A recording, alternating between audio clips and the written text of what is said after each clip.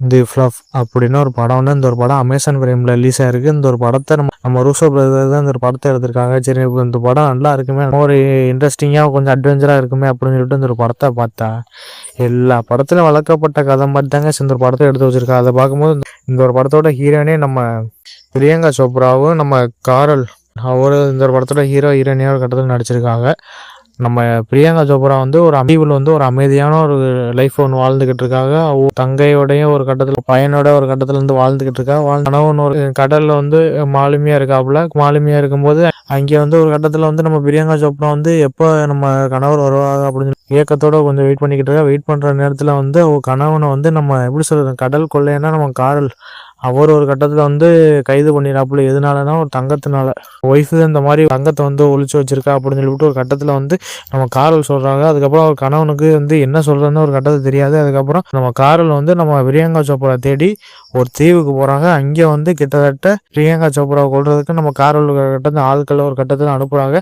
இதை பார்த்து நம்ம பிரியங்கா சோப்ரா யார் எவருன்னு சொல்லிக்கிட்டு ஒரு கட்டத்தில் தெரியாமல் அதுக்கப்புறம் தான் தங்கத்துக்காண்டி தேடி வந்திருக்காங்க அப்படின்னு சொல்லிவிட்டு நம்ம ஹீரோயினி ஒரு கட்டத்தில் தெரிய வருது. தெரிஞ்சதுக்கப்புறம் நம்ம ஹீரோயினி கடல் கொள்ளையர்கள் ஒரு 3 பேர் வீட்டுக்கு வராங்க. வீட்டுக்கு வந்து கிட்டத்தட்ட நம்ம ஹீரோனி ஒரு கட்டத்தில் வந்து அடாவடித்தனமாக ஒரு கட்டத்தில் நடந்துக்கிற பார்த்து நம்ம ஹீரோனி ஒரு கட்டத்தை வந்து போட்டு தள்ளிடுறாங்க. போட்டு தள்ள அப்புறம் நம்ம காரல் வந்து அந்த தீவுக்கு ஒரு கட்டத்தில் வந்து இங்கே உள்ள மக்கள்லாம் ஒரு இடத்துல வந்து கொண்டதுக்கப்புறம் பிரியங்கா சோப்ரா தேடி நம்ம காரல் ஒரு கட்டத்தில் போகிறாப்புல.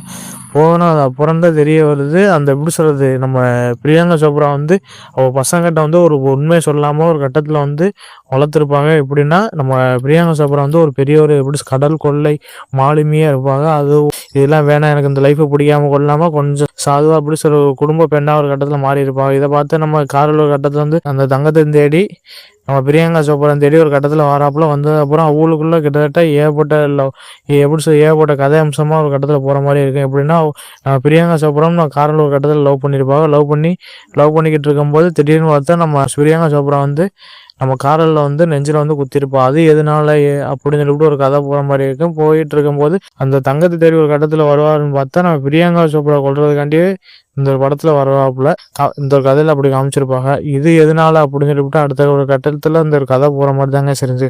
அதை பார்க்கும்போது எல்லாமே நம்ம வளர்க்கப்பட்ட கதை மாதிரி தாங்க செஞ்சு. மற்றபடி இதில் எதுவுமே நமக்கு பார்க்கறதுக்கு கொஞ்சம் சுவாரஸ்யமாக போகிற மாதிரியே இருக்கும்.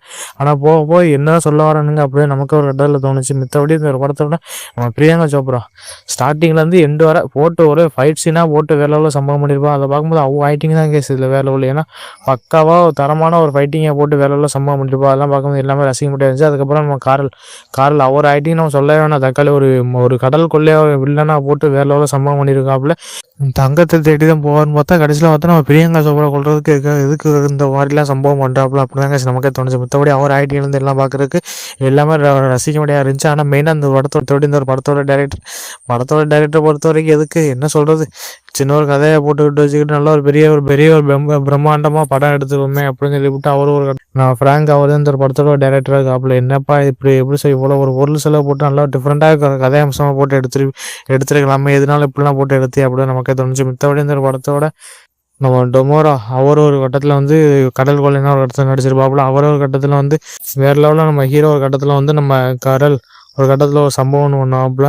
கூட இருக்க ஒரு ஃப்ரெண்டே வந்து இப்படிலாம் பண்ணுவாப்புல அப்படிதான் நமக்கு தோணுச்சு. மித்தோடி அவர் ஐடியிலேருந்து எல்லாம் பார்க்கறதுக்கு ரசிக்க முடியாது இருந்துச்சு. மித்தோடி இந்த ஒரு படம் வந்து ஃபேமிலியோட தாராளமாக உட்காந்து பார்க்கலாம். ஆக்சன்ட்ல ஃப்ரெண்ட்ஸுக்கு கண்டிப்பாக இந்த ஒரு படம் பிடிக்கும். தமிழ் டப்பிங்லேருந்து எல்லாம் பார்க்கறதுக்கு சூப்பராக இருந்துச்சு. மித்தோடி இந்த படம் ஒரு ஒன் டைம் வாட்ச் பண்ணி பார்க்கலாம் கைஸ்.